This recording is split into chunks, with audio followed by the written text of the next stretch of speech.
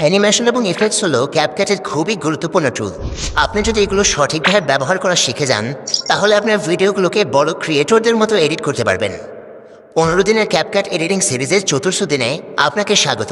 CapCut open করে অ্যানিমেশনে tap করুন। Animation 3 ধরনের হয়: ইন, আউট এবং কম্বো। ইন অ্যানিমেশন এটি ভিডিওর শুরুতে যুক্ত হয়। নিচে স্লাইডার বার থেকে আপনি এর লেন্থ বা সময়কাল অ্যাডজাস্ট করতে পারবেন, যে এটি কত সেকেন্ড পর্যন্ত চলবে। আউট অ্যানিমেশন এটি ভিডিও শেষে যুক্ত হয় এবং একইভাবে আপনি এর সময়কালও অ্যাডজাস্ট করতে পারবেন।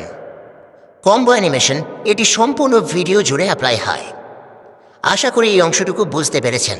এবার চলুন ইফেক্টস সম্পর্কে বুঝি।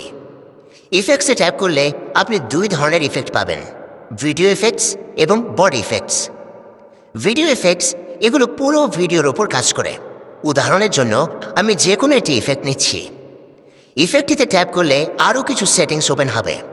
অ্যাডজাস্ট, এখান থেকে আপনি আপনার ভিডিও অনুযায়ী ইফেক্টের সেটিংস কাস্টমাইজ করতে পারবেন। রিপ্লেস, এর মাধ্যমে আপনি বর্তমান ইফেক্টটি পরিবর্তন করে অন্যটি নিতে পারবেন। ডুপ্লিকেট, এটি দিয়ে ইফেক্টের আরেকটি লেয়ার যুক্ত হয়, অর্থাৎ ইফেক্টের একটি কপি তৈরি হয়ে যায়। অবজেক্ট, এই অপশন দিয়ে আপনি ইফেক্টটিকে নির্দিষ্ট কোনো লেয়ারে অ্যাপ্লাই করতে পারবেন।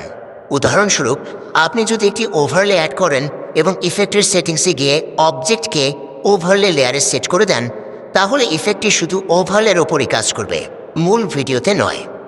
আর যদি অল ভিডিও সিলেক্ট করেন, তাহলে ইফেক্টটি 2টি লেয়ারে কাজ করবে।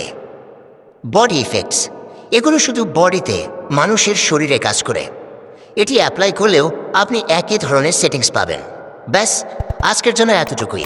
বাকিটা আগামীকাল শিখব।